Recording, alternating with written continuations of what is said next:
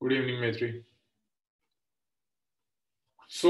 हमने fluid complete कर लिया था। फ्लूइड के बाद जो नेक्स्ट टॉपिक है that is SHM and waves.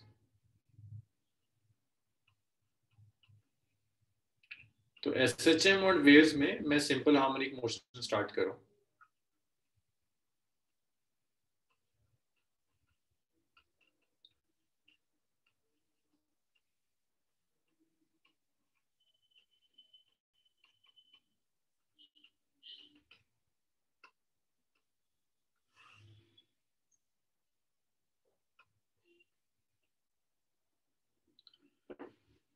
SHM तो देखिए, सिंपल हार्मोनिक मोशन स्टार्ट करने से पहले कुछ मैथ्स आपको आनी चाहिए, कुछ बेसिक मैथमेटिक्स आनी चाहिए जिसे हम बहुत फ्रीक्वेंटली यूज करेंगे। अगर आपके पास मैथ्स है तो आपने ऑलरेडी ये सब किया होगा, मैथ्स नहीं है तो आपको ये सब डिस्कस करें। सो मैं कुछ बेसिक मैथ्स डिस्कस कर रहा हूँ, ये आपको आना चाहिए।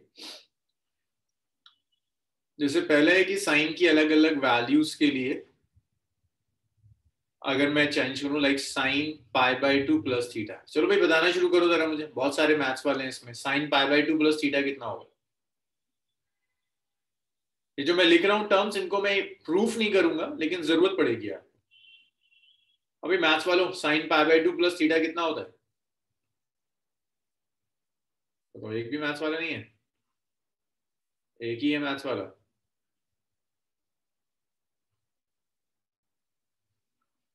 Cos theta.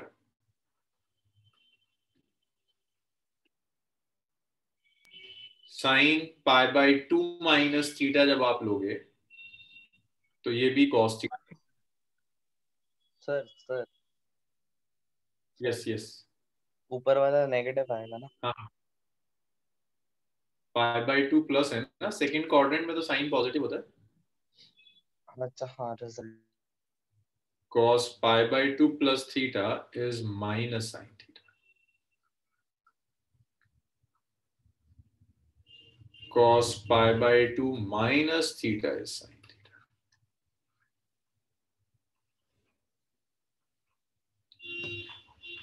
So ये है sin pi by 2 plus theta, sin pi by 2 minus theta, cos pi by 2 plus theta, cos pi by 2 minus theta। ये चार आपको आने चाहिए। और ये और पता होना चाहिए, sin pi plus theta is sin theta, नहीं सॉरी, माइनस sin theta। भाई cos pi plus theta कितना होगा third quadrant? Minus cos theta.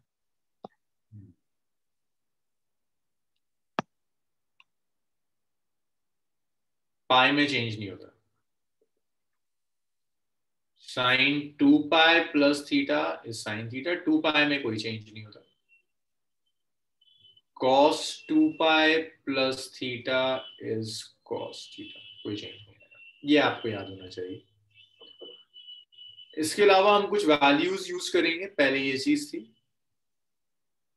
दूसरा ये साइन 30 डिग्री हाफ होगा, साइन 45 डिग्री 1/√2 होगा, साइन डिग्री √3/2 होगा, साइन 90 डिग्री 1। ऐसे ही साइन 120 ले लो,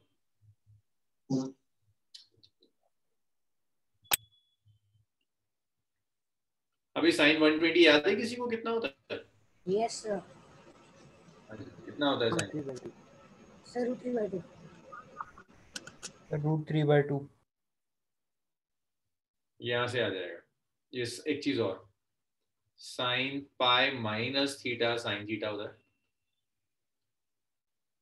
कॉस सेकेंड क्वाड्रेंट में नेगेटिव हो जाता है। साइन 120 के बाद साइन 180 की जरूरत पड़ेगी, साइन 180 0। भाई इस बेसिक ट्रिगो के बिना मैं आपको एसएचएम और वेव्स नहीं सिखा पाऊंगा। Sine 270 is -1, sine 360 is 0। और एक चीज और है, आपको कन्वर्ट करना आना चाहिए सबको रेडियन में। 1 डिग्री होता है pi by 180 radian.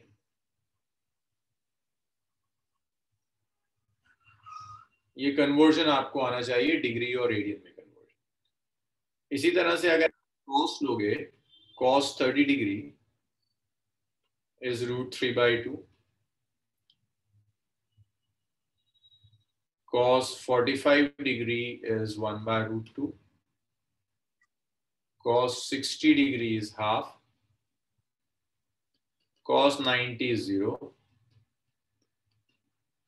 cos 120 is minus half, cos 180 is minus 1, cos 270 0 होता है, और cos 360 1 हो जाएगा। ये वैल्यूज आपको मिल आनी चाहिए, इतना लिख लीजिए। अच्छा, इसके अलावा एक चीज और याद रखिएगा, tan 2π plus theta tan theta होगा। कॉट भी अगर आप लेंगे 2π प्लस थीटा, ये भी कॉट थीटा। इतना लिखते रहो। इसमें ऐसे कितने जिनके पास मैथ्स नहीं है? एक तो मेत्री के पास मैथ्स नहीं है, और कोई है जिसके पास मैथ्स ना हो? क्योंकि SHM is the toughest topic. SHM and waves ये आपके सिलेबस का टफेस्ट पोर्शन है।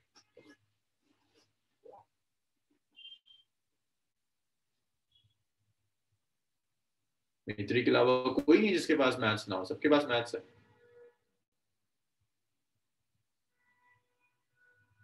तिशा आपके पास नहीं है।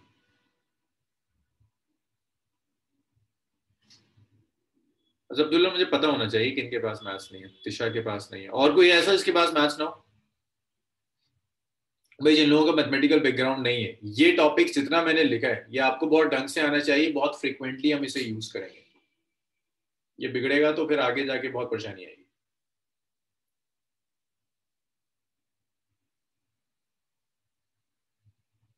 इतना लिख चुके हैं तो रब कर दूं इसे?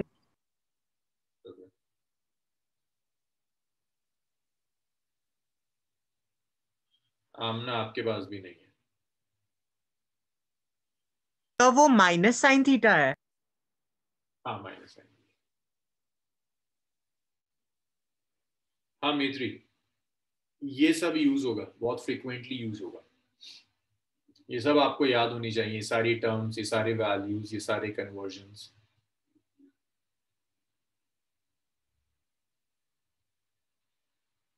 सर हाँ जी। सर जो फर्स्ट वाला है रोज में cos pi by 2 minus theta में साइन थीटा है, और प्लस में माइनस साइन थीटा है ना?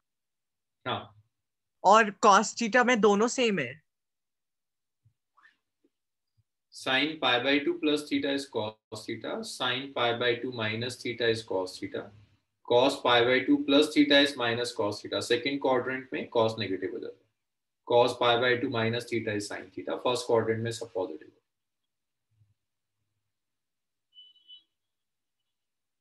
रब कर दूं इसे? Yes sir.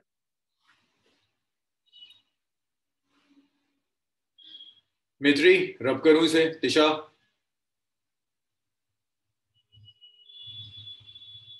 Yes sir. अच्छा, अब ग्राफ देखिए।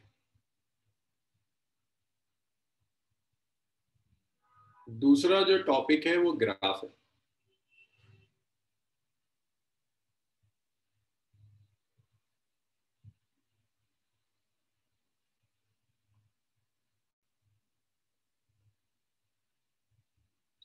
This is theta.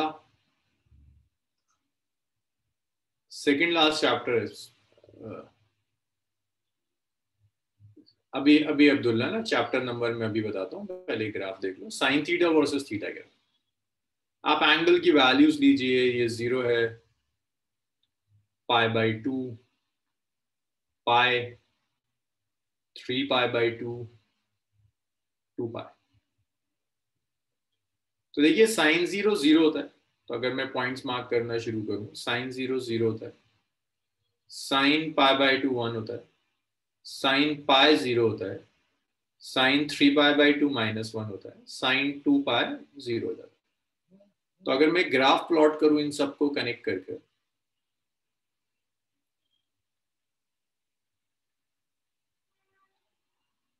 तो ये आपको साइन कर्व मिलेगा, इसे मैं कहूंगा साइन कर्व। तो आगे से जहां भी साइन आएगा किसी फंक्शन में, मैं उसे अलग से एक एक पॉइंट लेकर नहीं ड्रॉ करूंगा, मैं डायरेक्टली ये ड्रॉ कर दिया करूंगा कि ये साइन कर्व है, ये वैल्यू +1 है,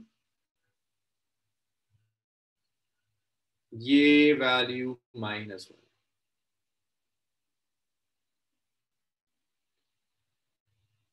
नेक्स्ट देखिए कोसाइन कर्व। साइन और कॉस दोनों कर्व्स की आपको बहुत फ्रीक्वेंटली जरूरत पड़ेगी।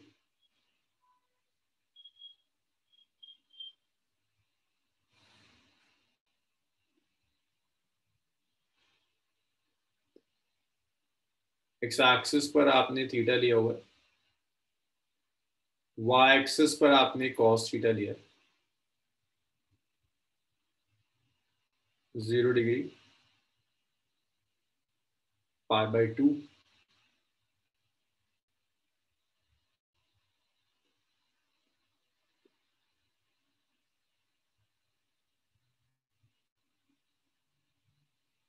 π/2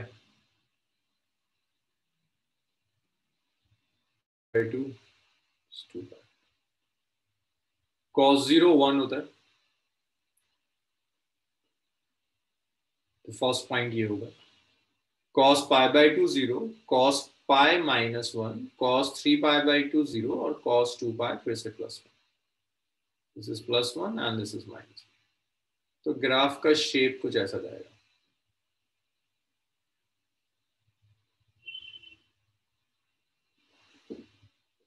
ये कॉस कर्व है, +1 से -1 आता है और फिर +1 चला जाता है। So cos theta versus theta ये ग्राफ हो जाएगा। इतना लिख लीजिए।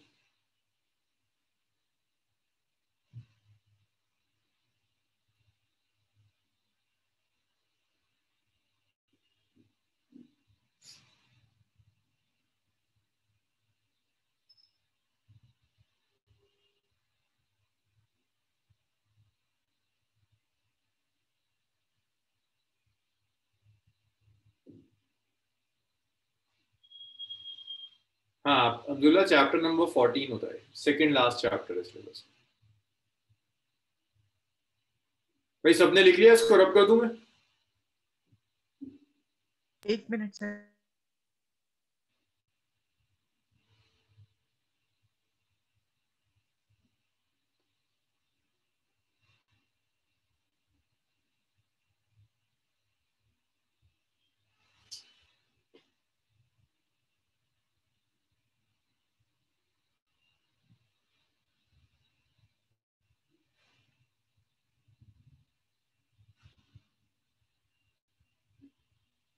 Done sir.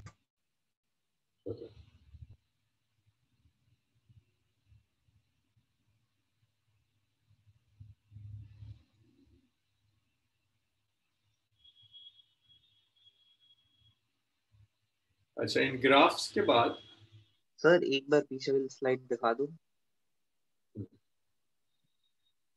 Okay sir.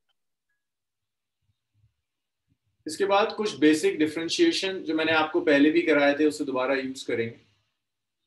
ये फोर्थ पॉइंट होगा।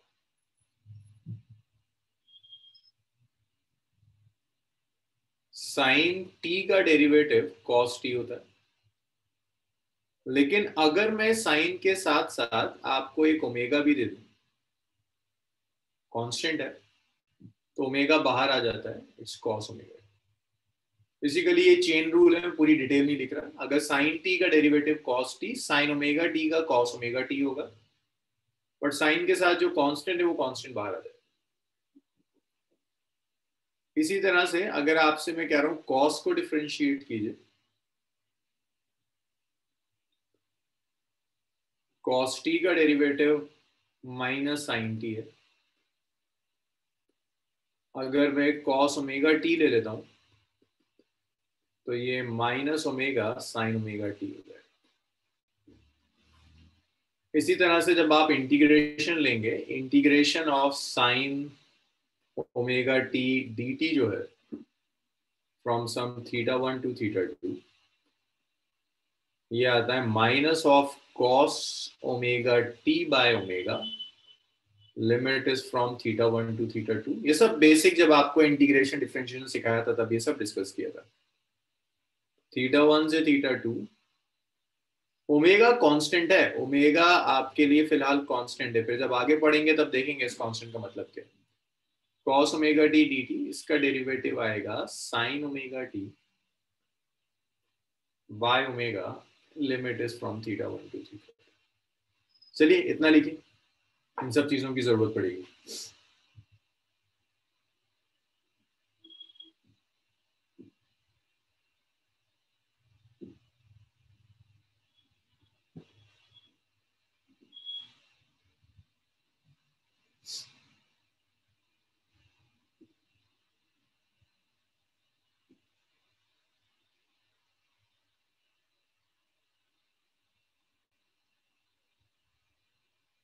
नहीं अब्दुल्ला, साइन का इंटीग्रल माइनस कॉस होता है।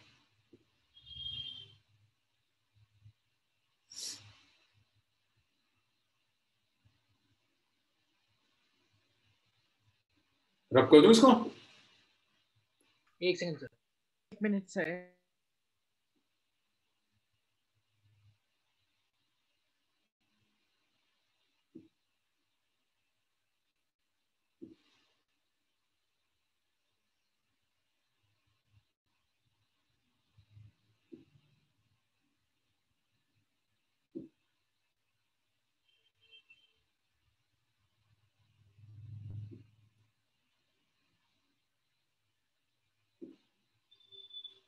अच्छा, इसके बाद नेक्स्ट देखो,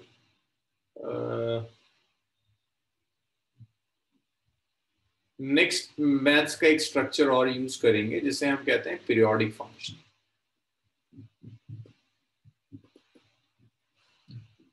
तो देखिए पीरियोडिक फंक्शन का मतलब है ये वो फंक्शंस हैं जो अपने आप को एक फिक्स इंटरवल के बाद रिपीट करते हैं। जैसे साइन थीटा लो, साइन 0 0 था, साइन 360 0 था, साइन 720 0 होगा। तो साइन थीटा हर 360 डिग्री के बाद अपने आप को रिपीट करता है। अगर आप ग्राफ भी देखोगे ना तो ये 2 पाई है, फिर ये 4 पाई हो जाएगा। भाई ये सबको याद होना चाहिए, 2 पाई इज 360 डिग्री। और ऐसे ही साइन थीटा अपने आप को रिपीट करता चला जाता है, हर 2 पाई एंगल के बाद साइन अपने आप को रिपीट करेगा। तो इसे साइन को आप पीरियोडिक फंक्शन कहोगे कि sine is basically a periodic function. Sine theta हर 2 पाई के बाद अपने आप को रिपीट करता है। इसी तरह से कॉस भी हर 2 पाई के बाद कॉस की वैल्यू सेम होगी। तो पीरियोडिक फंक्शन का मतलब है वो फंक्शंस जो एक फिक्स्ड इंटरवल के बाद, अब जिसे मैं इंटरवल कह रहा हूं जरूरी नहीं कि टाइम हो, वो एंगल भी हो सकता है, एक फिक्स एंगल के बाद अपने आप को रिपीट करेगा, उसे आप पीरियोडिक फंक्शन कहेंगे। तो फंक्शन which repeat itself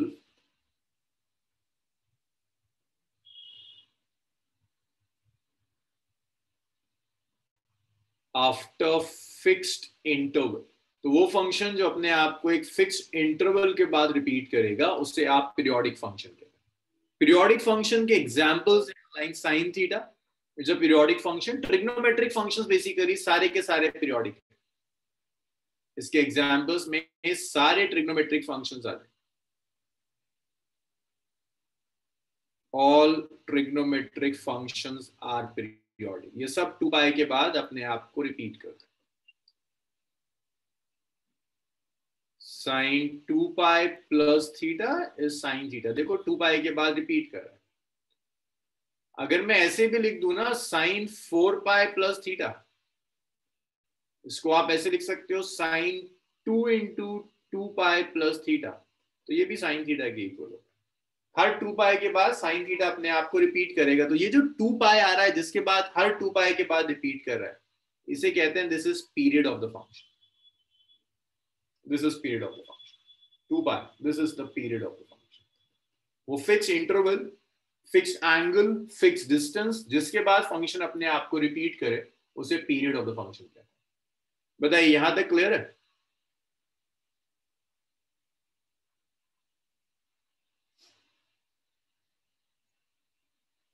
आप ऐसे लिख सकते हैं F T plus capital T in general. भाई जिनके पास मैथ से फंक्शंस में ये सब आपने पढ़ा होगा, F T plus capital T is F T. तो यहां पर टी की जगह इसको ऐसे लिख सकता हूं, अगर मैं एक एग्जांपल दूं ना, तो मैं sine theta plus 2 pi is sine theta. तो कैपिटल टी की जगह यहाँ 2 पाई आ रहा है, थीटा की जगह टी। एक फिक्स्ड इंटरवल के बाद ये अपने आप को रिपीट करेगा, इसे पीरियोडिक फंक्शंस कहते हैं। यहां तक बताओ, ये क्लियर है ना? मैं Yes. पूरा फंक्शन नहीं पढ़ा सकता जो मैथ्स में आपने पढ़ा होगा, मैं तो सिर्फ वो चीजें कराऊंगा जिसकी मुझे जरूरत है। पीरियोडिक फंक्शन के बाद हम एक और फॉर्मूला यूज करेंगे जिसे कहते हैं फोरियर थ्योरम। इनफैक्ट हम फॉर्मूला नहीं लिखेंगे फोरियर थ्योरम का, सिर्फ स्टेटमेंट लिखेंगे। फोरियर थ्योरम कहती है जितने भी पीरियोडिक फंक्शंस हैं, कहीं से भी आप उठा के ले आओ पीरियोडिक फंक्शंस, उन पीरियोडिक फंक्शंस को आप साइन और कॉस में ब्रेक कर सकते हैं।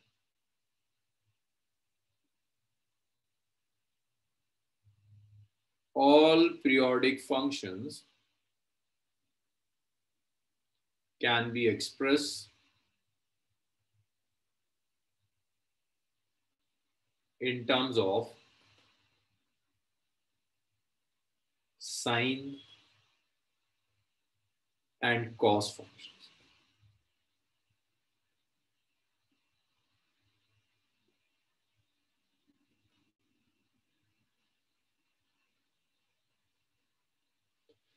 तो सारे पीरियोडिक फंक्शंस को आप साइन और कोसाइन फंक्शंस की टर्म्स में एक्सप्रेस कर सकते हैं। ये आपकी फोरियर, तो कैसा भी पीरियोडिक फंक्शन हो वो साइन और कॉस के लीनियर कॉम्बिनेशन में आ जाएगा। इतना लिख लीजिए, फिर हम अब एसएचएम स्टार्ट करेंगे। इतनी बेसिक मैथमेटिक्स की आपको जरूरत पड़ेगी एसएचएम के।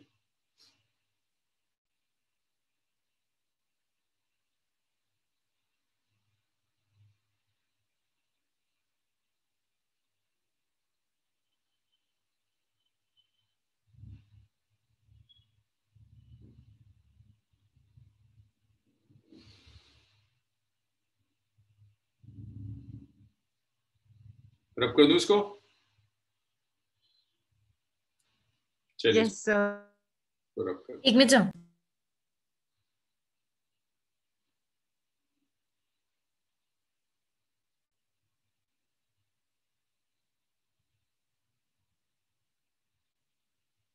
Yes, sir.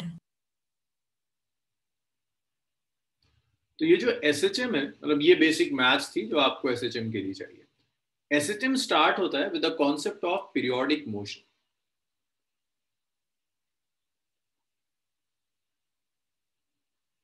तो देखिए एसएचएम और वेव्स ये दो बेसिकली एक ही यूनिट के पार्ट हैं। ये आपके सिलेबस के लास्ट 2 यूनिट्स हैं।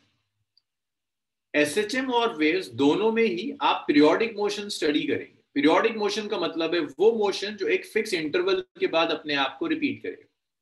फिक्स इंटरवल के बाद देखिए क्या क्या हो सकता है। Rotation of earth about its axis 24 hours के बाद रिपीट होता है। Revolution of earth around the sun 1 year के बाद रिपीट होता है। Oscillation of a pendulum about its mean position एक फिक्स इंटरवल के बाद रिपीट होता है। और ऐसे कई मोशंस जो एक फिक्स टाइम इंटरवल के बाद अपने आप को रिपीट करते हैं, उन्हें आप पीरियोडिक मोशन कहेंगे। तो पीरियोडिक मोशन वो मोशन है which repeat itself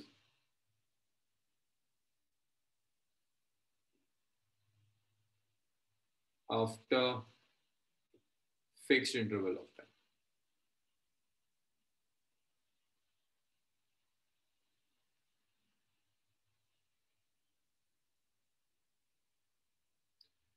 सो एक फिक्स टाइम इंटरवल के बाद जो मोशन अपने आप को रिपीट करेगा उसे आप पीरियोडिक मोशन कहते हैं। इसके एग्जांपल्स देखिए।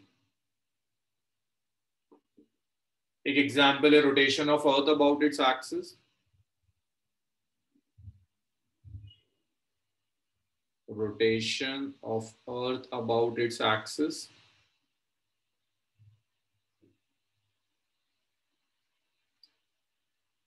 Revolution of earth around sun.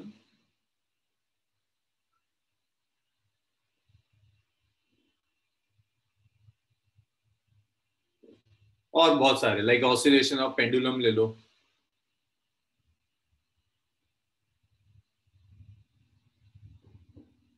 ये सब पीरियोडिक मोशन। फिक्स इंटरवल होना चाहिए, मींस एक फिक्स टाइम हो जिसके बाद ये अपने आप को रिपीट कर रहा हो, उसे आप पीरियोडिक मोशन कहेंगे। अब पीरियोडिक मोशन में अब इसको एक्सप्रेस करने के लिए जो मैथमेटिकल स्ट्रक्चर चाहिए वो भी पीरियोडिक होना चाहिए। भाई पीरियोडिक मोशन को आप ऐसी इक्वेशन से नहीं रिप्रेजेंट कर सकते x is equal to AT square. भाई ये तो कभी रिपीट ही नहीं करेगा, टाइम चेंज करते चले जाओ x चेंज होता चला जाएगा। आप t1 लीजिए xa आ जाएगा, आप t2 लीजिए x4a आ जाएगा, आप t चेंज करते चले जाइए x चेंज होता चला जाए, ऐसा कभी नहीं होगा कि x रिपीट करने लगे। तो पीरियोडिक मोशन को आप एल्जेब्रिक इक्वेशन से रिप्लेस नहीं कर सकते। जैसे हमने पढ़ा था कि ut plus half AT square uniformly accelerated motion को इस इक्वेशन से रिप्लेस कर देते हैं, रिप्रेजेंट करते हैं। लेकिन आप पीरियोडिक के लिए इस इक्वेशन को यूज नहीं कर सकते क्योंकि ये अपने आप को फिक्स टाइम के बाद रिपीट नहीं करेगी। आपको ऐसी इक्वेशन चाहिए जो एक फिक्स टाइम के बाद अपने आप को रिपीट कर दी। तो मुझे बता सकते हो किस तरह के फंक्शंस आप यूज कर सकते हैं पीरियोडिक मोशंस के लिए? एल्जेब्रा तो नहीं यूज कर सकते, स्क्वायर क्यूब पावर्स तो नहीं यूज कर सकते। किस तरह के फंक्शंस होंगे जिसको आप पीरियोडिक मोशन के लिए यूज कर सकते हैं? पीरियोडिक फंक्शंस, है ना। पीरियोडिक फंक्शंस के एग्जांपल्स क्या हो जाएंगे? Trigonometric functions. Trigonometric functions are basically periodic functions.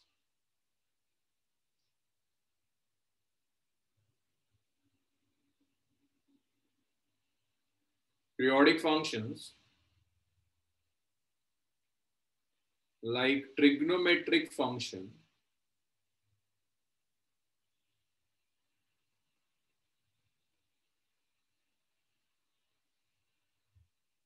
can express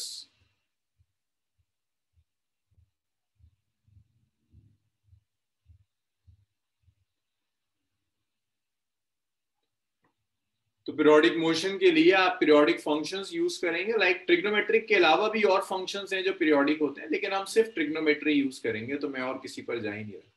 तो ट्रिग्नोमेट्रिक फंक्शंस के लिए आप पीरियोडिक मोशन के लिए ट्रिग्नोमेट्रिक फंक्शंस आप यूज करें। पीरियोडिक मोशन के बाद नेक्स्ट आता है ऑसिलेटरी मोशन। तो देखिए ऑसिलेटरी के लिए पहली कंडीशन तो यही है कि इट शुड बी पीरियोडिक। सिर्फ पीरियोडिक ही ऑसिलेटरी हो सकते हैं। पीरियोडिक मींस वो मोशन, ऑसिलेटरी मींस वो मोशन जो पीरियोडिक भी हो और किसी मीन पोजीशन के about to and fro, like pendulum का मोशन या स्प्रिंग को स्ट्रेच करके छोड़ दो, स्प्रिंग ऑसिलेट करती है, वो मोशन। तो कोई भी मोशन जो मीन पोजीशन के टू एंड फ्रो होता है उससे आप ऑसिलेटरी मोशन कहते हैं। तो ऑसिलेटरी के लिए पीरियोडिक होना जरूरी है।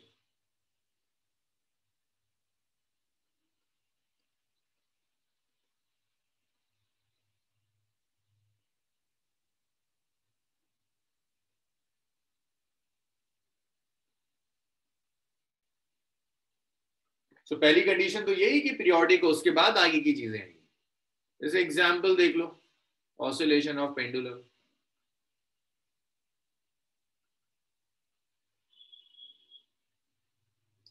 एक चीज और याद रखिएगा, हर ऑसिलेटरी मोशन पीरियोडिक होगा पर हर पीरियोडिक ऑसिलेटरी नहीं होता। पेंडुलम का oscillation is oscillatory, motion is oscillatory और पीरियोडिक भी है, लेकिन अर्थ का रोटेशन पीरियोडिक है, ऑसिलेटरी नहीं है। तो मैं ऐसे लिख सकता हूं, all oscillatory motion are periodic but converse is not true.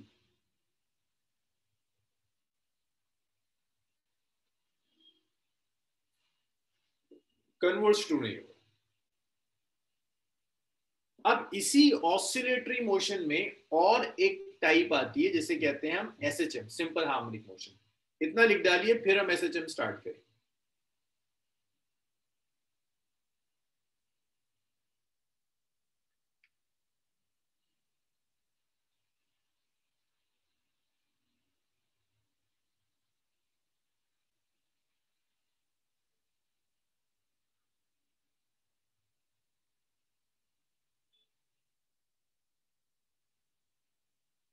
मेरी पीरियोडिक होगा, टाइम पीरियड फिक्स होता है।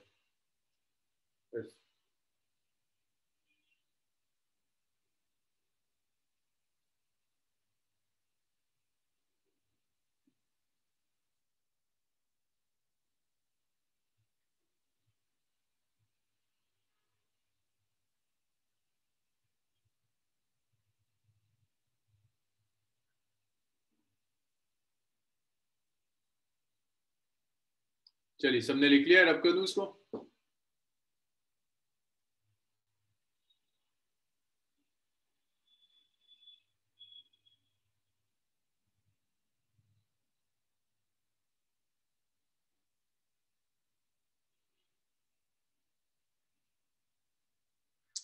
चलो भाई मैं इसको रब कर रहा हूं। ऑसिलेटरी के बाद next type of motion is simple harmonic motion.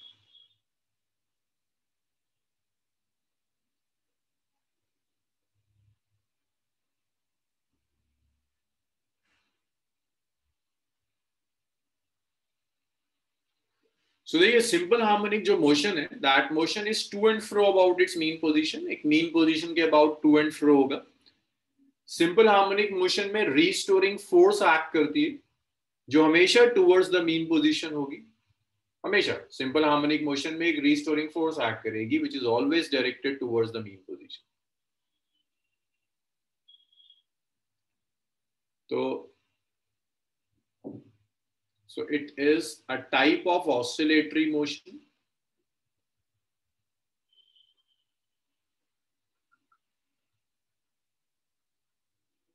in which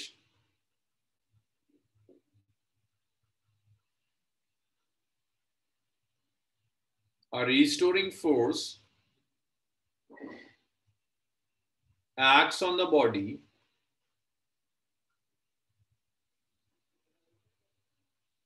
which is directly proportional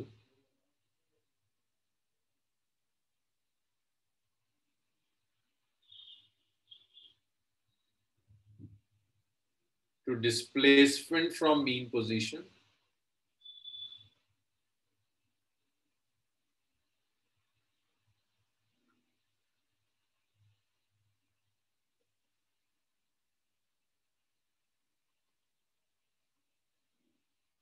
and is always directed towards mean position.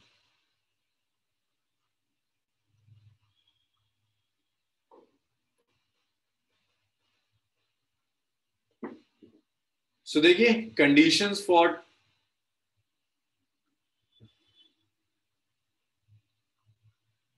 SHM।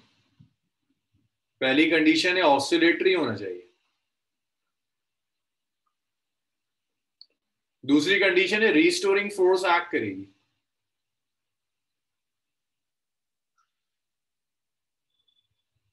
और रीस्टोरिंग फोर्स की कुछ कैरेक्टरिस्टिक्स हैं कि रीस्टोरिंग फोर्स डिस्प्लेसमेंट के डायरेक्टली प्रोपोर्शनल होगी। यार रुको, इससे पहले ना मैं तुम्हें कुछ एग्जांपल्स बता दूं एसएचएम के, फिर ये कंडीशंस करेंगे। कुछ एग्जांपल्स देखो एसएचएम। सिंपल पेंडुलम, अगर मैं एक पेंडुलम लूं, इसे डिस्टर्ब कर दूं और रिलीज करूं, तो ये पेंडुलम ऑसिलेट करेगा। पेंडुलम का जो मोशन होगा, that motion is basically SHM. Motion of pendulum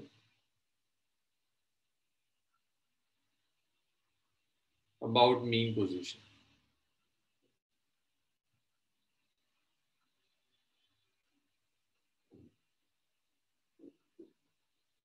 दूसरा एग्जांपल देखिए, spring.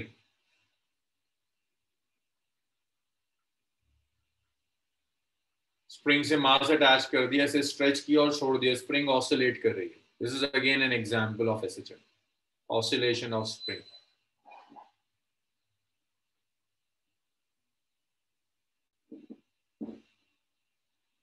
Oscillation of spring.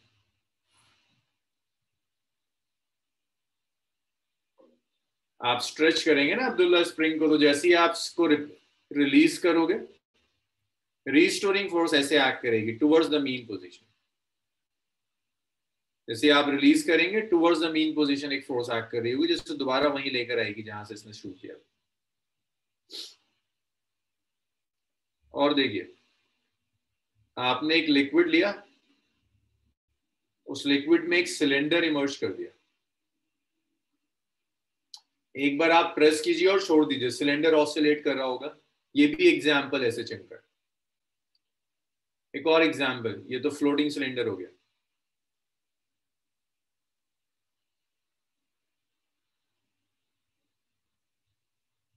Floating cylinder के बाद एक और है लिक्विड इन यूट्यूब। यूट्यूब में अगर आपने एक लिक्विड ले लिया, ऐसा एक यूट्यूब है,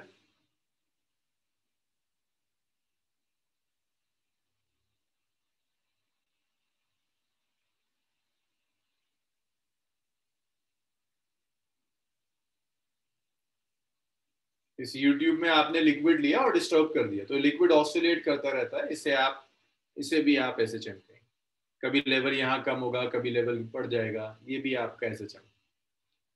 तो कुछ एग्जांपल्स हैं, इतना लिखिए, फिर कंडीशंस देखते हैं कि क्या क्या मैथमेटिकल कंडीशंस हैं एसएचएम के लिए।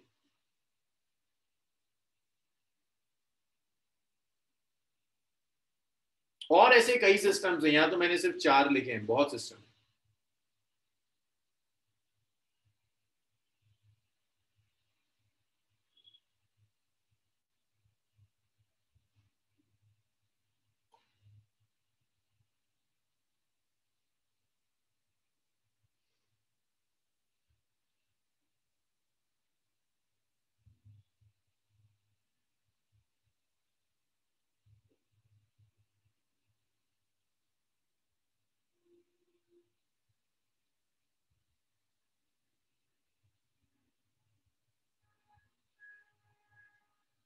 इसको मैं रब कर रहा हूं।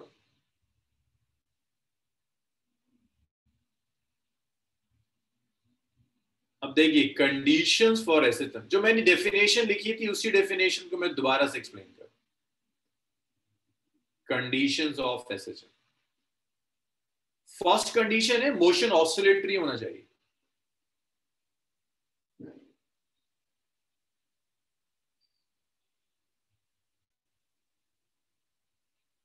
दूसरी कंडीशन है रिस्टोरिंग फोर्स हो which is towards the mean position.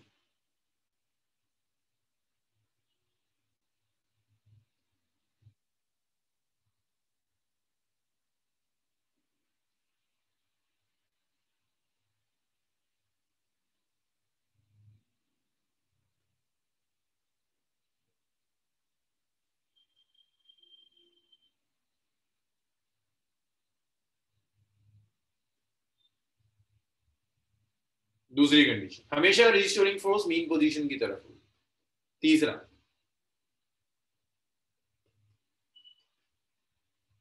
restoring force should be proportional to displacement from mean position.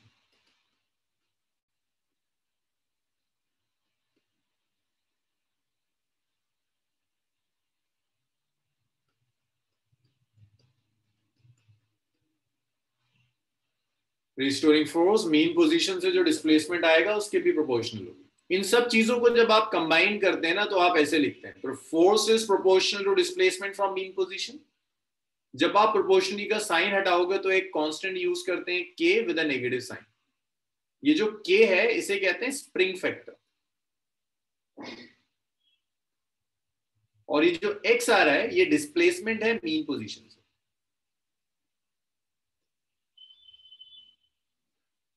अब अगर आपको स्प्रिंग याद हो तो आपने स्प्रिंग के लिए किया था कि स्प्रिंग में एक रिस्टोरिंग फोर्स एक्ट करती है which is always directed towards the mean position. कुछ याद है ये स्प्रिंग में? यस। ये स्प्रिंग के लिए आपने किया था। अब स्प्रिंग सिर्फ स्प्रिंग का सिस्टम नहीं, स्प्रिंग टाइप कोई भी आप सिस्टम ले लीजिए, आप लिक्विड इन अ यूट्यूब ले लीजिए, आप ऑसिलेटिंग सिलेंडर ले लो, या आप सिंपल पेंडुलम ले लो, उन सारे सिस्टम के लिए आप ये इक्वेशन लिख सकते हैं। जब हमने स्प्रिंग पढ़ा था तो इसे कहते थे स्प्रिंग कांस्टेंट, बट ये स्प्रिंग कांस्टेंट नहीं, स्प्रिंग फैक्टर है, क्योंकि सिर्फ आप स्प्रिंग के लिए यूज नहीं करोगे इसे, आप इसे स्प्रिंग के लिए भी यूज करेंगे, आप इसे सिलेंडर के लिए भी यूज करेंगे, आप इसे लिक्विड के लिए भी यूज करेंगे। कहीं भी एसएचएम हो रहा है तो एसएचएम इस कंडीशन को जरूर सेटिस्फाई करेगा। This is known as condition of SHM. भाई यहां तक क्लियर है सबका?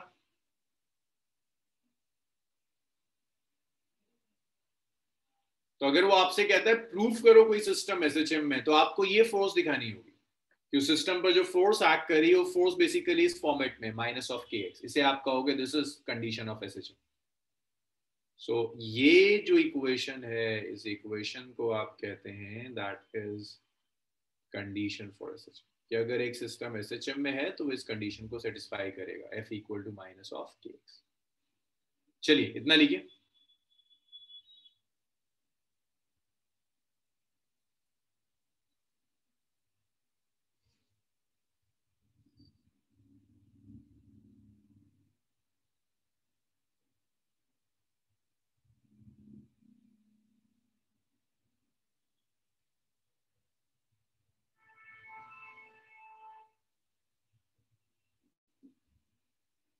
मनस्विन हो गया, रब कर दूं? Yes sir. ठीक है।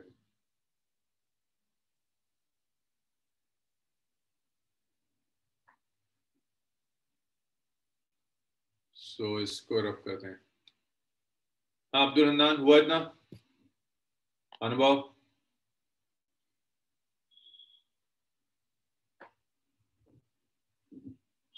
Sir done sir. तो ये कंडीशन है, अगर आपको शो करना है कोई सिस्टम एसएचएम में तो आप शो करोगे जो रीस्टोरिंग फोर्स है दैट्स माइनस ऑफ kx। इसके बाद लास्ट आता है displacement equation for SHM.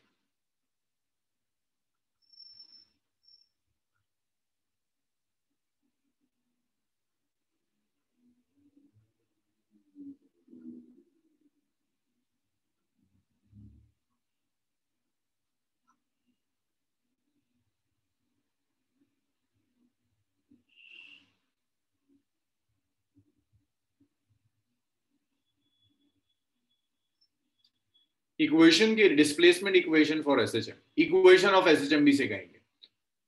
Means जैसे यूनिफॉर्मली एक्सेलरेटेड मोशन की इक्वेशन थी ना, ut plus half a t square, displacement और टाइम में रिलेशन, ये डिस्प्लेसमेंट की इक्वेशन थी। ऐसे ही एसएचएम में भी पोजीशन और टाइम को आपको रिलेट करना। मैं एक एग्जांपल दे रहा हूं, जैसे स्प्रिंग का ही अगर मैं एग्जांपल ले लूं, ये स्प्रिंग है, ये स्प्रिंग अभी अपनी मीन पोजीशन पर है, ना स्ट्रेच किया ना कंप्रेस किया। आपने इसे स्ट्रेच किया और एक बार रिलीज कर दिया। जब आपने स्ट्रेच किया तो x की वैल्यू चेंज करेगी। x की वैल्यू टाइम के साथ कैसे चेंज कर रही है वो डिस्प्लेसमेंट इक्वेशन होगी। जैसे यूनिफॉर्मली एक्सेलरेटेड मोशन में ये आती है, एसएचएम में कुछ और आएगी। आप कुछ गेस कर सकते हो कि ये इक्वेशन कैसी होगी? अलजेब्रिक होगी, लॉगरिथमिक होगी, ट्रिग्नोमेट्रिक होनी चाहिए, कैसी होनी चाहिए? Sir trigonometric. ट्रिग्नोमेट्रिक। क्यों ट्रिग्नोमेट्रिक लगता है आप लोगों को? इसका भी आंसर आ रहा है, ट्रिग्नोमेट्रिक क्यों लगता है? क्योंकि सर ये पीरियोडिक फंक्शन है इसलिए। पीरियोडिक है ना, तो ट्रिग्नोमेट्रिक आना चाहिए। अच्छा एक चीज और सोचो, क्या 6 में से कोई से भी ट्रिग्नोमेट्रिक फंक्शंस में यूज कर सकता हूँ? Yes sir. कोई सा भी? No sir. No sir. Sir कर सकते हैं। हाँ जी, कौन से में ट्रिग्नोमेट्रिक फंक्शंस यूज नहीं कर सकता? सर कोसेक एंड सेक। क्यों नहीं कर सकता मैं कॉसेक और सेक को?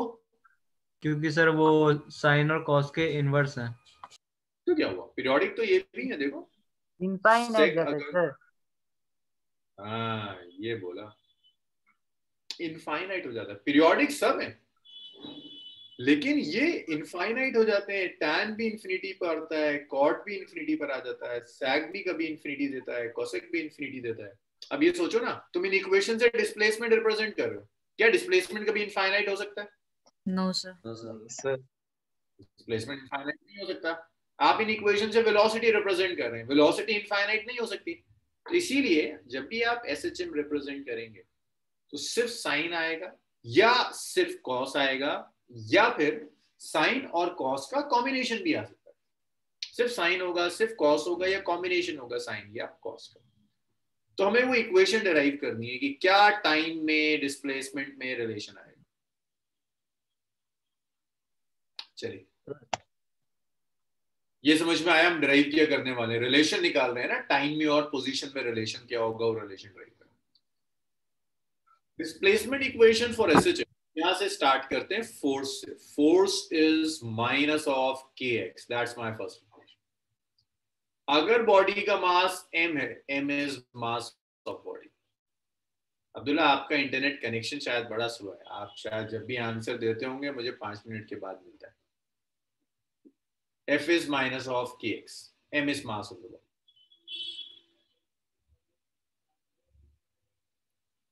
तो जब आप एक्सेलरेशन लोगे, acceleration is force by mass minus of kx by m, that is equation.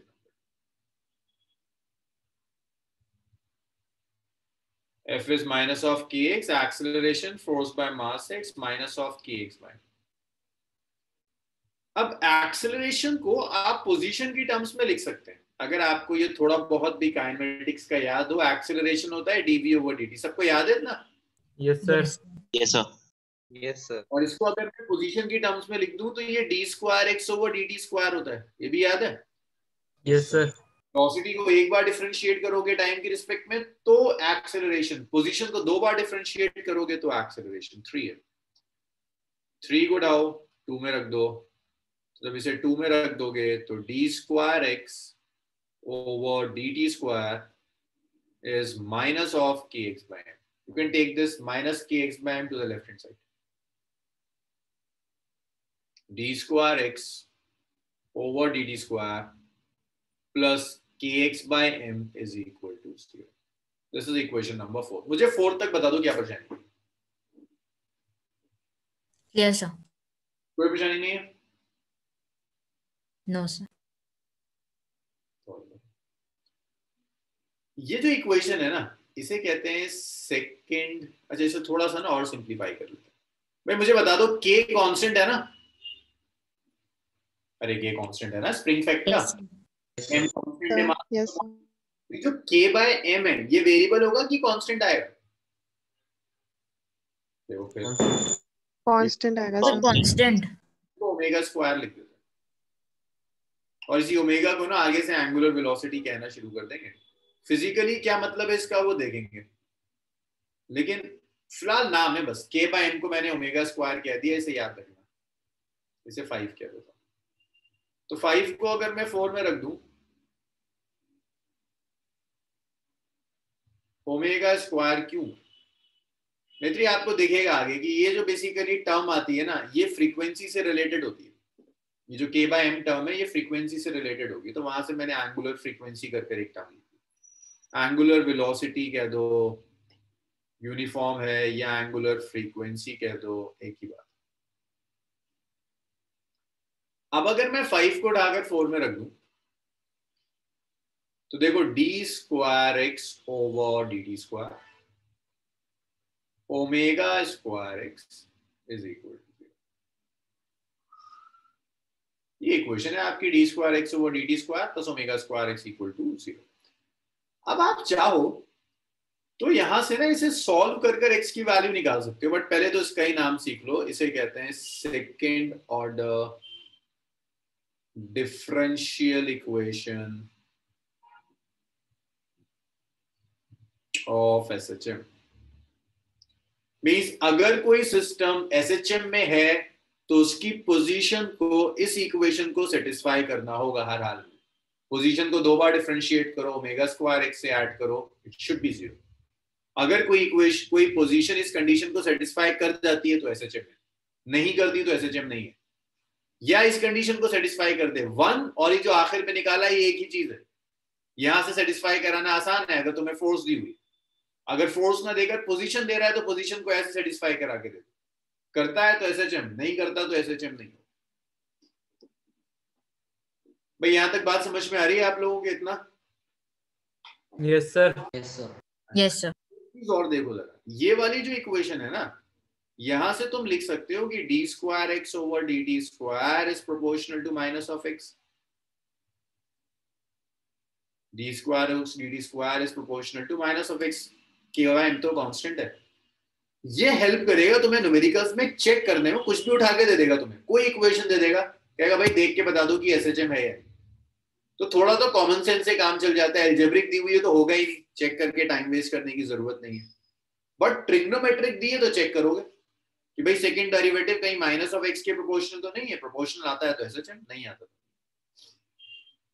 Abdullah second order means देखो डिफरेंशियल है ना, डिफरेंशिएशन यूज कर रहे हैं, 2 पावर यूज कर रहे हैं, मींस 2 बार डिफरेंशिएट करेंगे, इसलिए सेकंड ऑर्डर। अगर 2x की जगह 3x होता तो थर्ड ऑर्डर हो जाता। जैसे आपकी इक्वेशंस होती है ना algebraic equation, linear, quadratic, by quadratic, ऐसे ही होता है, linear, second order, third order, fourth order. इतना लिख डालो, फिर इसको सॉल्व करते हैं। सर इसमें हमने k/m क्या कहते हैं ओमेगा स्क्वायर अज्यूम किया है या फिर लिया है? सब्स्टिट्यूट करा। अच्छा ये भी मतलब बस भूल। कांस्टेंट, ओमेगा भी एक कांस्टेंट है, मैंने इन दोनों का नाम हटाकर एक ओमेगा स्क्वायर नाम रख दिया। Okay sir. अब ये आगे जाके ना, क्यों इसका ओमेगा लिखने का रीजन ये k/m डायमेंशनली फ्रीक्वेंसी शो करता है कि 1 सेकंड में कितनी बार ऑसिलेट करेगा, तो ये ओमेगा फ्रीक्वेंसी शो करेगा आपके सिस्टम की, आगे जाकर फ्रीक्वेंसी शो करना शुरू करेगा। Okay sir. जल्दी लिख डालो इसे, जल्दी, टाइम कम है, कहानी बहुत ज्यादा है, उसको बीच में नहीं छोड़ सकता मैं, जैसे लास्ट वेलोसिटी तक तो करके देना है।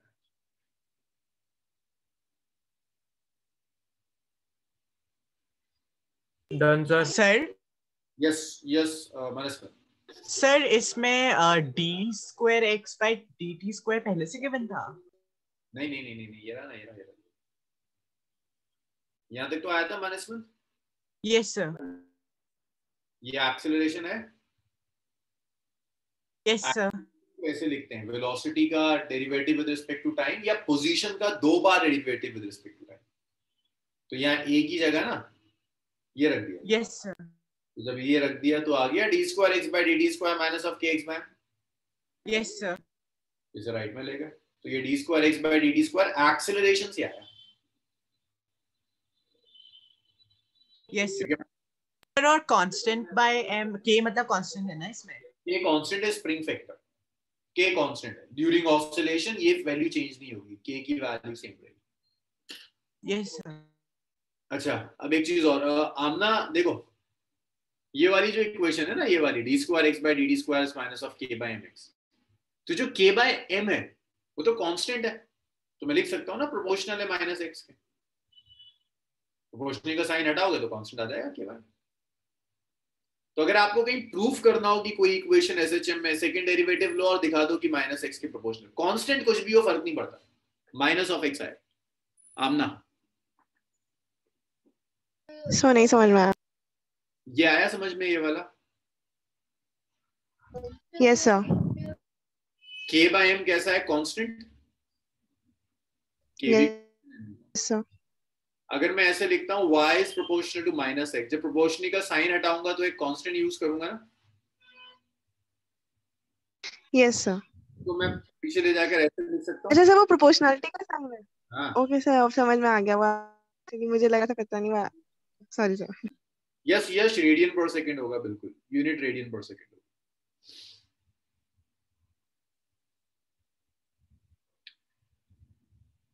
हाँ मैत्री, नेगेटिव एक्स के साथ है, नेगेटिव साइन की बेसिकली सिग्निफिकेंस ये बता रहा है कि फोर्स का डायरेक्शन पोजीशन से ऑपोजिट होगा। इसे अगर तुम इस कांस्टेंट में एब्जॉर्ब करा दोगे तो वो इंफॉर्मेशन खत्म हो जाएगी। ये नेगेटिव साइन एक्चुअली बता रहा है that force is directed towards the mean position. इसे तुमने अगर एब्जॉर्ब करा दिया कांस्टेंट में तो फिर तो गड़बड़ हो जाएगी, वो इंफॉर्मेशन निकल जाएगी तुम्हारी इक्वेशन। Okay sir. तो यहाँ तक सबको आता है, आ गया? रब कर दूं? दिव्यांशी, अब्दुल हन्नान, हर्षित? यस सर, आ गया।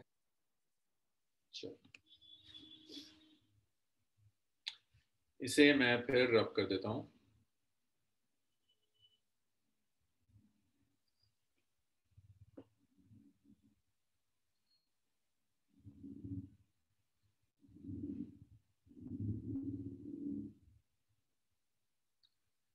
अच्छा, तो आपके पास फाइनली इक्वेशन आ गई।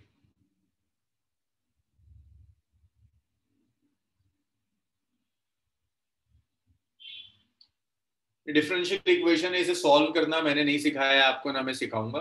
जिनके पास मैथ्स है वो 12th में आखिर में जाकर पढ़ोगे डिफरेंशियल इक्वेशन सॉल्व कैसे करते हैं। तो इसको सॉल्व करना हमारा मोटिव नहीं, इसको सॉल्व करने के लिए कई बार इंटीग्रेट करना होगा, वो हमारा टास्क नहीं। हमने ये इक्वेशन लिखी और हम इसका डायरेक्ट सॉल्यूशन लिखेंगे। इक्वेशन का नंबर क्या था भाई बताना, नंबर क्या होगा? 6, 7, 5? तो 6. Solution of equation number 6 are, तो याद जाएगा a sin, दो सॉल्यूशंस आएंगे, omega t plus phi naught और a cos omega t plus phi. भाई जैसे क्वाड्रेटिक इक्वेशन जब आप सॉल्व करते हैं, क्वाड्रेटिक इक्वेशन के दो रूट्स आते हैं, दो सॉल्यूशन। इस सेकंड ऑर्डर डिफरेंशियल इक्वेशन के भी दो सॉल्यूशंस आएंगे, x is a sin omega t plus phi, a cos omega t plus phi naught. क्या मतलब है a का, ओमेगा क्या शो कर रहा है, फाई नॉट क्या शो कर रहा है, वो सब अभी देखेंगे। इस इक्वेशन को सॉल्व कर कर ये दो रिलेशंस आ रहे हैं, कब साइन यूज करेंगे, कब कॉस यूज करेंगे, वो भी हम डिस्कस करेंगे। इतना लिख लो, फिर एक एक इक्वेशन जरा डिटेल में सॉल्व करें।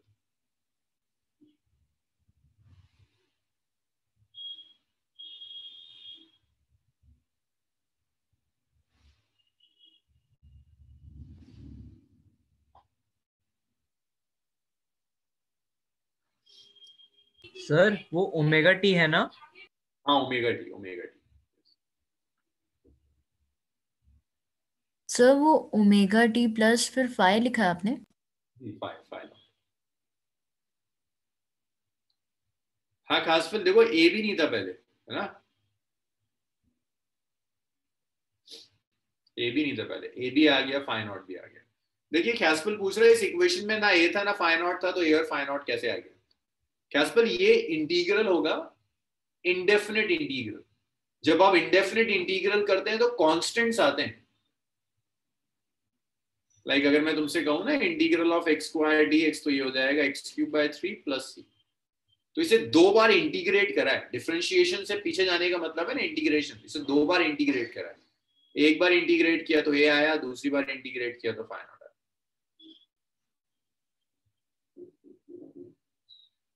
Yes, we will compare this SHM with circular motion, तब आपको दिखेगा कि इसको एंगुलर वेलोसिटी क्यों कह रहे हैं।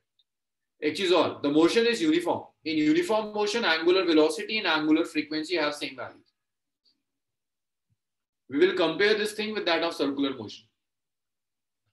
ये सारी चीजें सर्कुलर मोशन से भी आएंगी, तब आपको दिखना शुरू होगा जब हम कंपैरिजन करेंगे कि क्यों मैं इसको एंगुलर वेलोसिटी भी कह रहा हूं।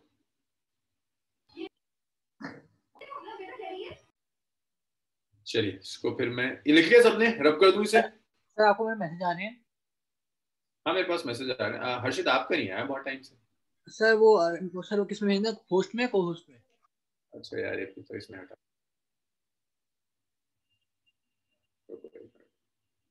अब मैं ही हूँ, भेजो।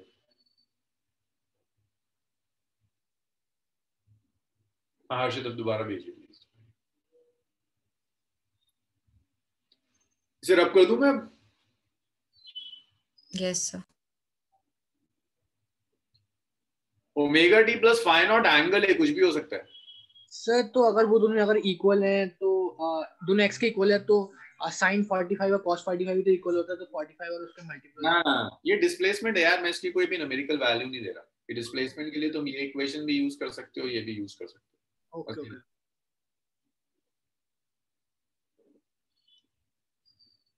चलिए जिसको मैं फिर रब कर रहा हूँ सब कह रहे हैं लिख चुके हैं। अब जरा सना इस इक्वेशन को देखो डिटेल में, एक एक टर्म, फिर हम देखेंगे कब साइन यूज करनी है कब कॉस यूज करनी है, हालांकि दोनों इक्वेशन सेम।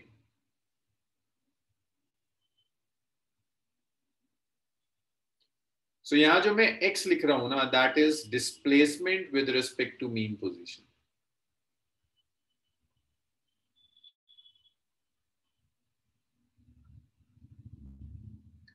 अब एक और परेशानी यार, ये जो डिस्प्लेसमेंट है ना, ये हमेशा वो डिस्प्लेसमेंट नहीं है जिसकी यूनिट मीटर होती है। ये डिस्प्लेसमेंट एंगल भी हो सकता है, ये डिस्प्लेसमेंट प्रेशर भी हो सकता है, ये डिस्प्लेसमेंट इलेक्ट्रिक फील्ड भी हो सकता है, मैग्नेटिक फील्ड भी हो सकता है। तो यहाँ डिस्प्लेसमेंट का मतलब है displacement could be any quantity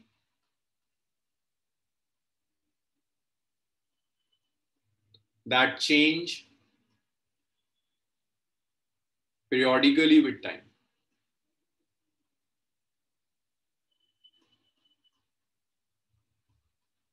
कोई भी quantity, pressure, electric field, magnetic field, displace, position, angle, कुछ भी टाइम के साथ पीरियोडिकली चेंज करेगा, उसे डिस्प्लेसमेंट कहते हैं। एग्जांपल देखो, for spring displacement basically position है।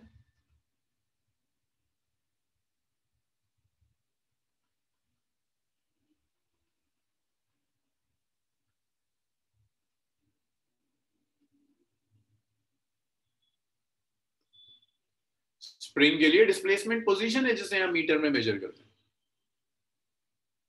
For pendulum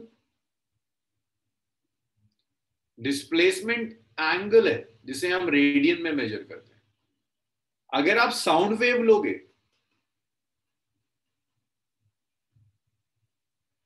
displacement is basically pressure जिसे आप पास्कल में मेजर करते हैं। अगर आप लाइट वेव लेंगे, displacement is electric and magnetic field.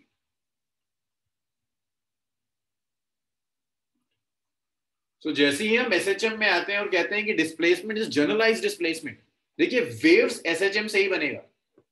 तो कोई भी क्वांटिटी जो पीरियोडिकली चेंज करिए, जब साउंड ट्रैवल करता है तो प्रेशर पीरियोडिकली चेंज होता है, जब लाइट ट्रैवल करती है तो इलेक्ट्रिक और मैग्नेटिक फील्ड चेंज होती है। तो कोई भी क्वांटिटी जो टाइम के साथ पीरियोडिकली चेंज कर रही है उसे आप डिस्प्लेसमेंट कहेंगे। तो ये डिस्प्लेसमेंट हमेशा shortest path between two points नहीं होगा, अलग अलग केस में अलग अलग डिस्प्लेसमेंट्स होंगे। Generalised displacement.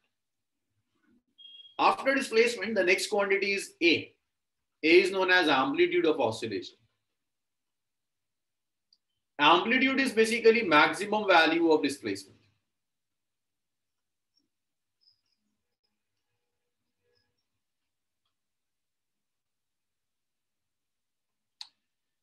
डिस्प्लेसमेंट की जो मैक्सिमम वैल्यू होगी, उस मैक्सिमम वैल्यू को हम एम्पलीट्यूड कहते हैं। मींस अगर आप स्प्रिंग के लिए ले रहे हैं, जो मैक्सिमम पोजीशन तक आप लेके गए वो एम्पलीट्यूड है। अगर आप पेंडुलम के लिए कह रहे हो तो जो मैक्सिमम एंगल पेंडुलम कवर करेगा, मैक्सिमम एंगल मींस ये लिया पेंडुलम, यहां ले गया, इससे ज्यादा नहीं जा सकता 30 डिग्री से, तो 30 डिग्री डिस्प्लेसमेंट है, एम्पलीट्यूड है। साउंड ट्रैवल कर रहा है भाई, प्रेशर मैक्सिमम 50 पास्कल हो सकता है, उसके ऊपर नहीं जा सकता। 50 पास्कल हो गया तो वो आपका डिस्प्लेसमेंट है। So the maximum value of displacement को आप एम्पलीट्यूड कहेंगे, ए से रिप्रेजेंट करते हैं। मैं यूनिट नहीं लिख सकता, वो डिपेंड करेगा कौन सा डिस्प्लेसमेंट। यूजुअली वो मीटर में देता है तो यूनिट मीटर होगी, बट हमेशा मीटर नहीं होगी। Electric for light wave, electric field is newton पर coulomb, magnetic field is tesla. तो ये अलग अलग यूनिट्स आ जाएंगी। ये यूनिट है इलेक्ट्रिक फील्ड की और ये यूनिट है मैग्नेटिक फील्ड। सो ये एम्पलीट्यूड हो गया। एम्पलीट्यूड के बाद ये जो ओमेगा आ रहा है, इस ओमेगा को कहते हैं हम सिस्टम की एंगुलर फ्रीक्वेंसी।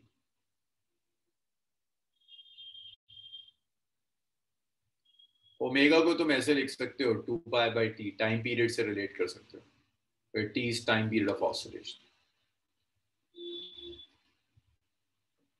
इसकी SI यूनिट रेडियन पर सेकेंड होगी।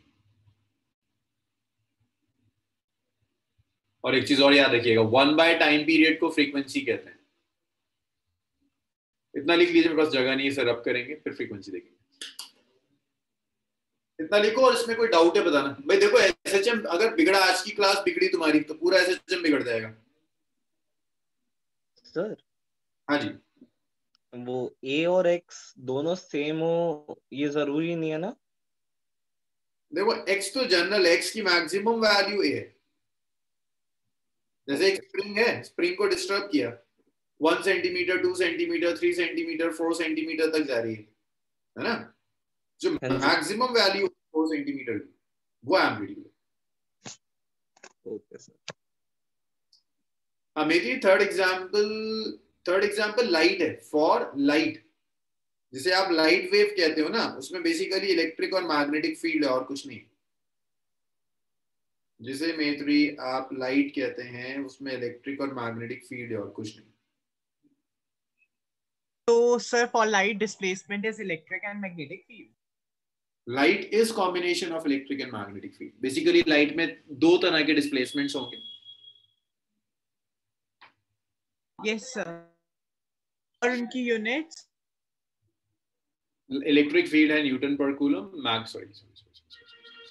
मैग्नेटिक फील्ड है टेस्ला.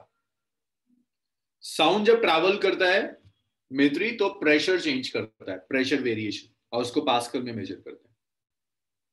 तो इस साल तो आप साउंड वेव पढ़ेंगे तो आप ये पढ़ेंगे कि डिस्प्लेसमेंट प्रेशर है, लेकिन आप लाइट वेव इस साल नहीं पढ़ेंगे. लाइट वेव 12th के सिलेबस में, वहां आप देखोगे light is basically electric and magnetic field. Yash, small T could be any time instant, but capital T is time period, means time taken to complete one oscillation.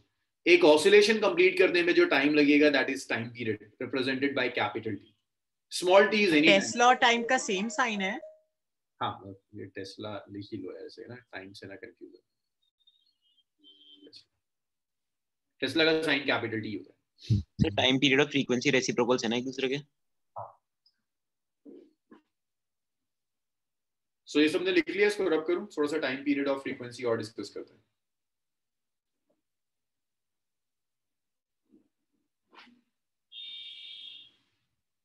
देखो, अगर SHM week रह जाता है तो वेव्स वीक रह जाता है. मतलब रोटेशंस के बाद सबसे टफ टॉपिक्स हैं ये दो, एक एसएचएम एक वेव्स. अच्छा खासा वेटेज होता है इनका एंट्रेंसेस में.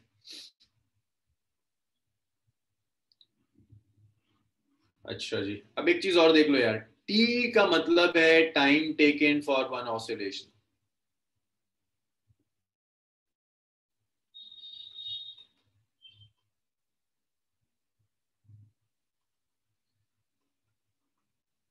एक ऑसिलेशन कंप्लीट करने में जो टाइम लगेगा उसे हम टाइम पीरियड कहते हैं. फ्रीक्वेंसी को आप लिख सकते हैं, frequency new is 1 by time period. Frequency का मतलब समझो. फ्रीक्वेंसी का मतलब है number of oscillations in 1 second. 1 second में बॉडी जितने ऑसिलेशंस कंप्लीट करेगी वो frequency. Number of oscillations in 1 second. 1 second में बॉडी जितने भी ऑसिलेशंस कंप्लीट करेगी उसे आप फ्रीक्वेंसी कहेंगे.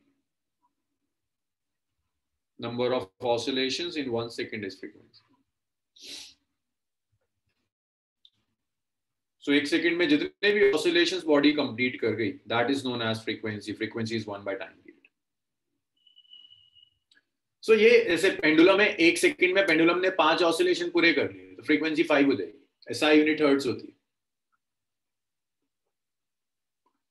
इतना लिख लो. फेस और नेक्स्ट टर्म्स में थोड़ी सी जगह मुझे ज्यादा चाहिए, इतना लिख डालो जल्दी से, सब रब करेंगे फिर नेक्स्ट टर्म स्टार्ट करेंगे.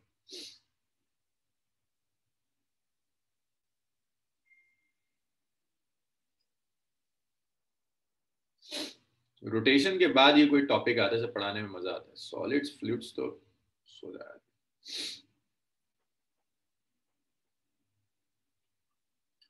अबे तुम लोगों ने असाइनमेंट्स देने बिल्कुल ही बंद कर दिए. मतलब मैं भी देने बंद कर दूं फिर? 1-2 बच्चों के आते हैं उनकी वजह से देना पड़ता है. सर मैंने कल ही सबमिट करे.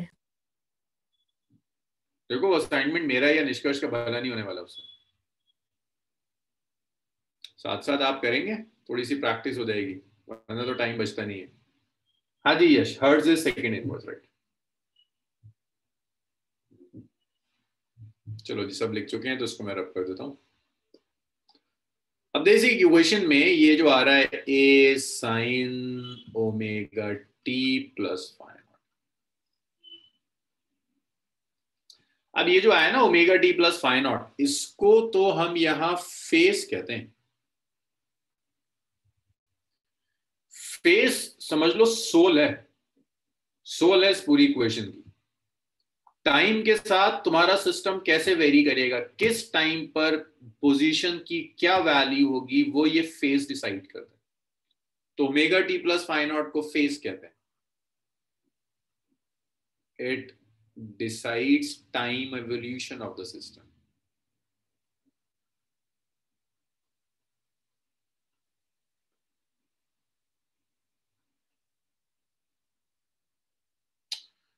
सिस्टम का जो टाइम एवोल्यूशन होगा उस टाइम एवोल्यूशन को हम फेस कहेंगे. टाइम के साथ सिस्टम कैसे इवॉल्व करता है, that is basically phase. Omega t plus phi naught is face.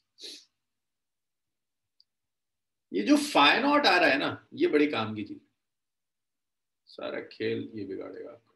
Face constant. भाई इस इक्वेशन में x is ut plus half A T square में जो u का रोल था वो यहाँ फाई नॉट का रोल है. u क्या बताता था? अरे u क्या बताया करता था? Initial velocity. ये तुम्हें बता देता था कि t इक्वल टू 0 पर सिस्टम कैसा था, है ना. सब रेस्ट में था, फिर किस वेलोसिटी से किस डायरेक्शन में जा रहा था, कहाँ जा रहा था, वो सारी इंफॉर्मेशन ये u दे देता है. यहां पर वो सारी इंफॉर्मेशन दे. t इक्वल टू 0 पर तुम्हारा सिस्टम कैसा है, कहाँ है, वो सब का सब आपको फाई नॉट बताएगा. कैसा होने का क्या मतलब है भाई? अगर मैं पेंडुलम ले लूं, हो सकता है स्टार्टिंग में पेंडुलम यहां पर हो. ऐसा भी तो हो सकता है कि जब मैंने टाइम शुरू किया तो पेंडुलम ऑलरेडी यहां था. ये भी तो पॉसिबल है कि पेंडुलम यहां था. कौन बताएगा कि पेंडुलम किस टाइम पर कहां पर? इनिशियली पेंडुलम कहां पर था जब मैंने देखना शुरू किया, या जब मैंने उसकी इक्वेशन बनानी शुरू करी तो पेंडुलम था कहां पर? वो कौन बताएगा? वो ये फाई नॉट बताएगा. Face constant.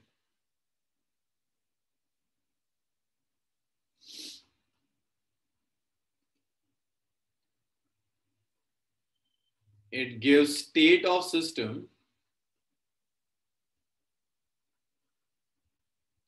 at t equal to 0. State means at t equal to 0, system was at mean position or at extreme position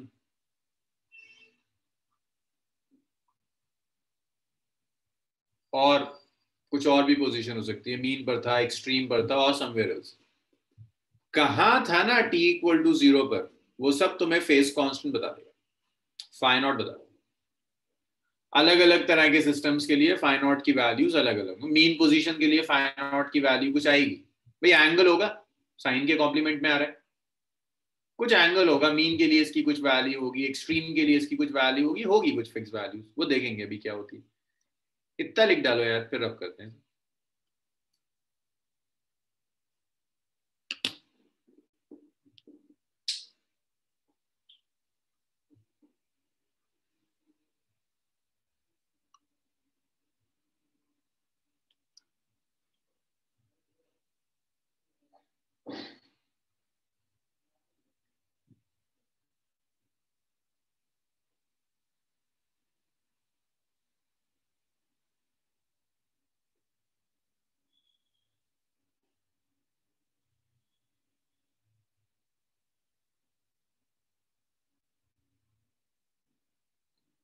भाई आप सब लिख लें तो बताइए, इसे रब करेंगे.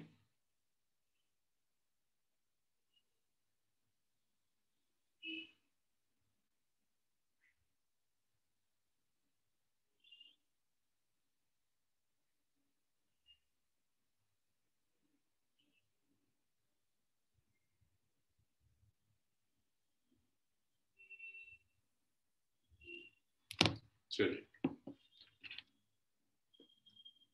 सब लिख चुके हैं, इसको रब कर देते हैं. अब परेशानी ये है कि आपको ये दिखना चाहिए कि ये जो इक्वेशन है ना, a sin omega t plus phi naught, और ये जो इक्वेशन है तुम्हारी a cos omega t plus phi naught, इसमें फर्क क्या है? कब कौन सी इक्वेशन यूज करेंगे, किससे क्या रिजल्ट आएगा? तो इसके लिए एक छोटी सी चीज याद रखो. साइन और कॉस फंक्शन में क्या फर्क? 90 डिग्री का ही तो फर्क होता है.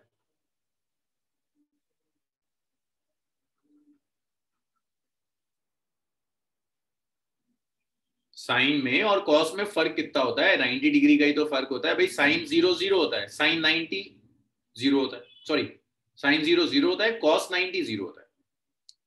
sin 0 0 cos 90 0 मीन्स इन दोनों इक्वेशन में पाई बाई 2 का फर्क है, इसमें पाई बाई 2 ऐड कर दो, ये बन जाएगा। दोनों में सिर्फ पाई बाई 2 का ऐड डिफरेंस है और कुछ नहीं। इसको मैं प्रूव भी कर दूंगा, अभी तो नहीं हो पाएगा, ये कल ही होगा। इक्वेशन 1 इन 2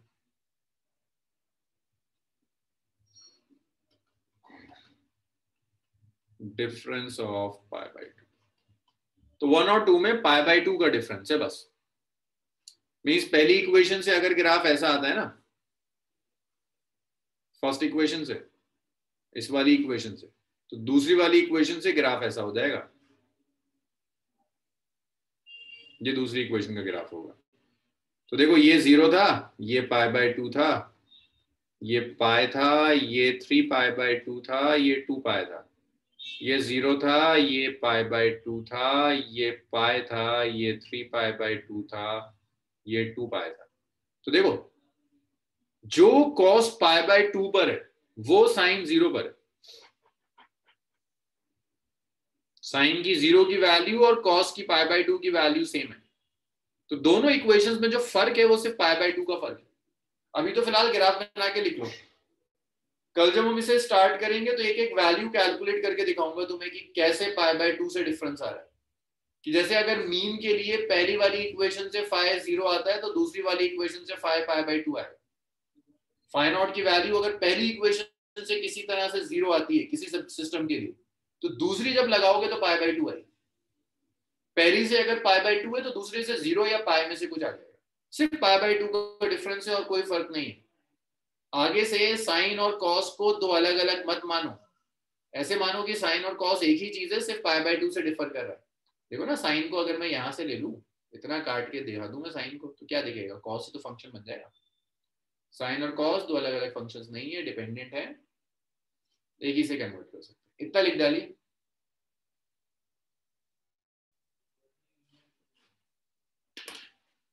इतना लिख डालिए, फिर आज यहीं रुकेंगे, कल कंटिन्यू करेंगे। अच्छा यार, कल ना मुझे एक चीज बताना, याद दिलाना, छोटा सा टॉपिक है, कहीं मैं छोड़ ना दूं। सर वैसे एक चीज, हाँ फंक्शंस, एक सेकंड भाई, ये मुझे याद दिलाना है कि हमें फंक्शंस डिस्कस करने हैं एसएचएम के लिए। हाँ जी बताइए। सर अगर हम दूसरी वाली इक्वेशन में पाई बाई 2 डालें